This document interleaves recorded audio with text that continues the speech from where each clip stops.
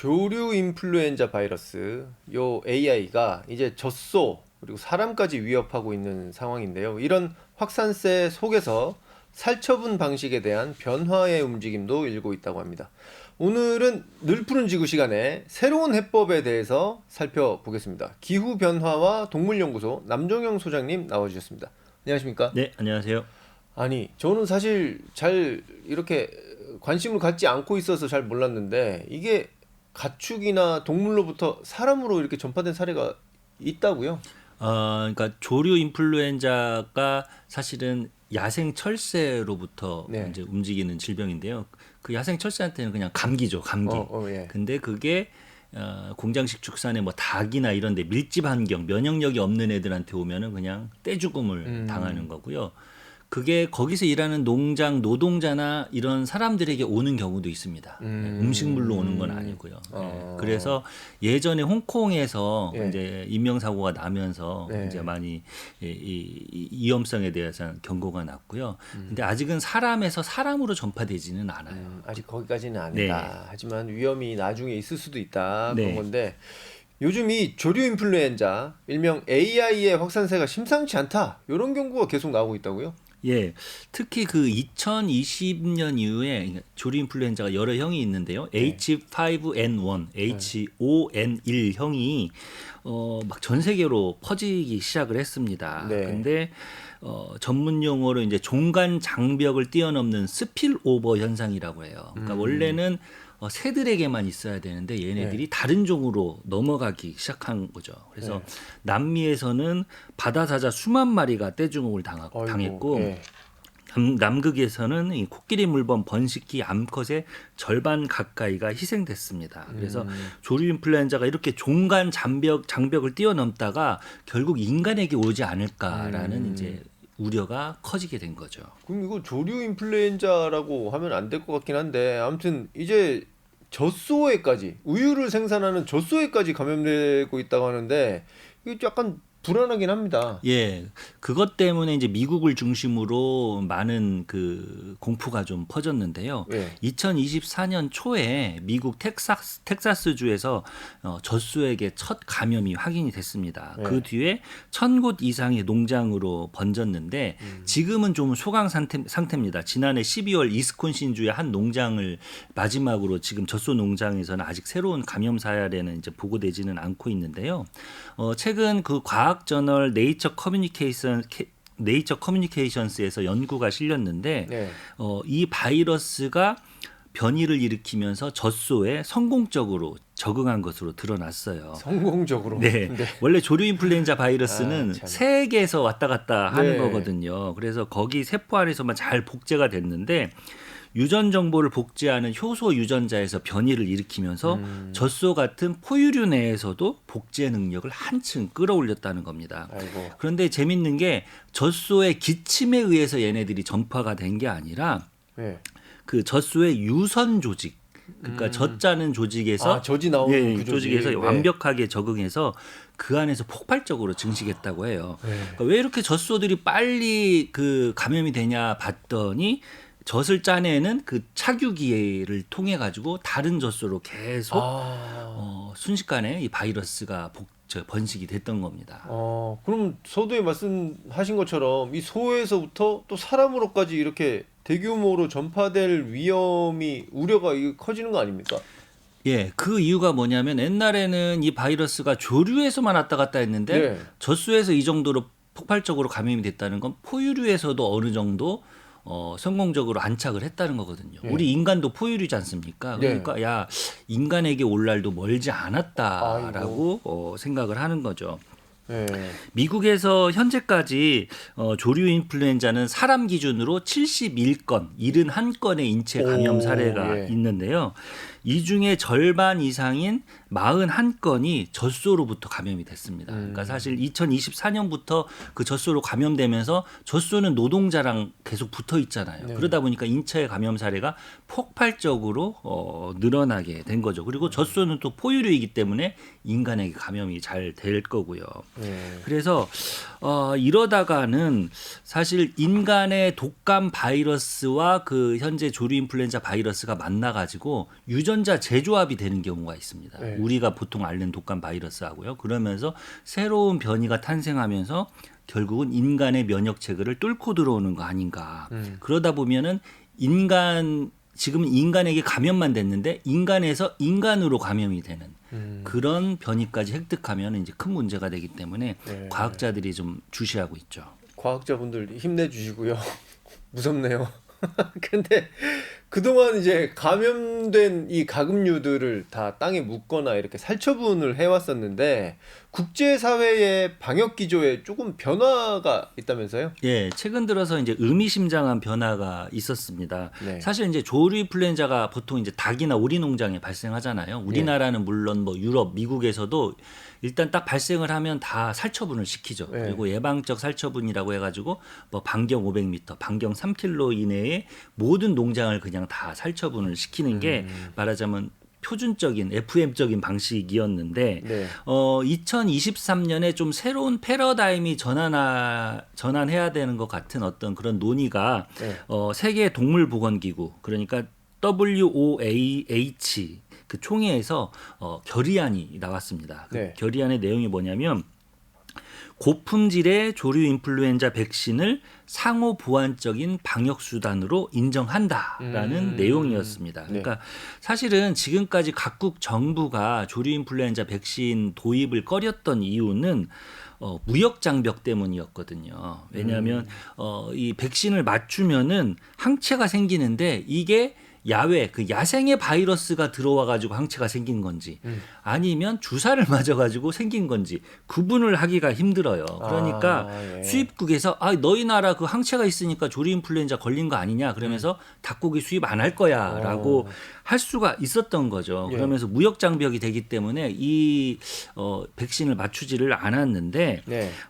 이번에 세계 동물보건기구는 과학적인 예찰만 좀 병행을 한다면은 백신을 접종하더라도 조류 인플루엔자 청정국 지위를 유지할 수 있고 이를 이유로 부당한 무역 제재를 가해서는 안 된다라고 결의안에서 밝혔습니다. 그러니까 살처분만이 유일한 해결책이 아니라 백신의 유용성을 인정한다는 건데요. 네. 그동안 중국이나 베트남 등지에서는 이미 이 백신을 쓰기는 했었는데 예. 이른바 이제 축산 선진국 뭐 유럽의 대부분의 나라나 미국은 쓰지를 않고 있거든요. 그래서 세계 동물 보건기구의 이 결의안은 어느 정도 이제 변화를 보여준다고 할 수가 있을 것 같습니다. 그러면 이 백신을 좀 더 적극적으로 중국이나 베트남 말고 도입하는 나라들이 있습니까? 네덜란드가 대표적입니다. 네. 네덜란드는 과거 2003년에 조류 인플루엔자 확산으로 무려 3천만 마리의 가금을 네. 살처분하며 뭐 2억 7천만 유로의 경제적인 타격을 입은 뼈아픈 역사가 있는데요. 네. 그렇게 이제 살처분을 하게 되니까 주로 동물복지 농장 혹은 이제 자연 방사로 키우는 농장들이 반발을 하기 시작했어요. 야, 우리는 공장식 축산도 아니고 면역력이 좋게 동물을 키우는데 왜 우리까지 예방적 살처분을 해야 되느냐? 우리는 그냥 백신을 맞게 해달라라고 이제 요구를 했던 거죠. 그러면서 시범 사업을 했습니다. 이런 농가들을 대상으로 네. 동물복지나 야생방사 농장을 대상으로 시범적으로 백신을 놨고요. 그 뒤에 이제 또 용역을 해서 연구를 한번 해봅니다. 백신을 놨더니 어떻게 되느냐 일반적인 농장에서 네덜란드 바에닝겐 생물수의학 연구소에서 이제 실험을 해봤더니 백신을 접종하지 않은 대조군은 조류 인플루엔자 H5N1 바이러스에 노출됐을 때 100% 폐사를 했지만 네. 한 번 백신을 접종받은 닭은 10%로 폐사율이 뚝 떨어졌고요. 또 두 번 맞은 우리도 예전에 그 코로나 때 두 번, 네. 세 번 맞았잖아요. 3번, 4번 맞았죠. 예, 그걸 부스터샷이라고 하는데 네. 그 부스터샷을 맞은 닭은 거의 0% 가까이 떨어졌습니다. 네. 그리고 백신을 맞았다고 하더라도 그 달걀 생산량이 줄어들지 않았다고 해요. 예전과 똑같이 이루어졌고 건강이나 이런 면에서도 충분히 좋은 영향을 보였다라고 네. 합니다. 그래서 네덜란드는 이제 백신을 맞추겠다 앞으로 아직 시기는 정하지 않았는데요. 백신을 도입하겠다라고 이제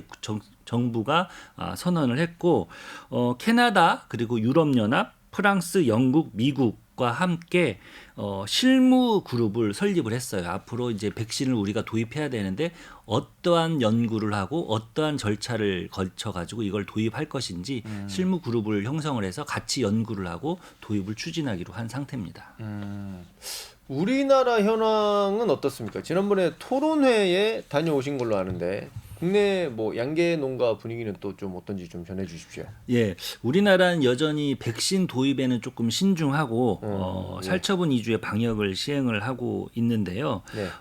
지난 4월에 국회에서 산란계 협회와 국회 송옥주 의원과 AY 백신에 관한 조류인플루엔자 백신에 관한 정책 타당성에 관한 토론회를 열었는데요. 예.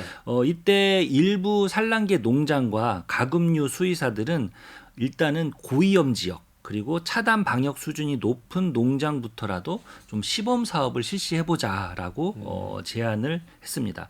특히 그 살처분 피해 당사자인 산란계 농가들은 이제 백신 찬성 쪽으로 좀 가고 있는 형국이라고 볼 수 있는데 네.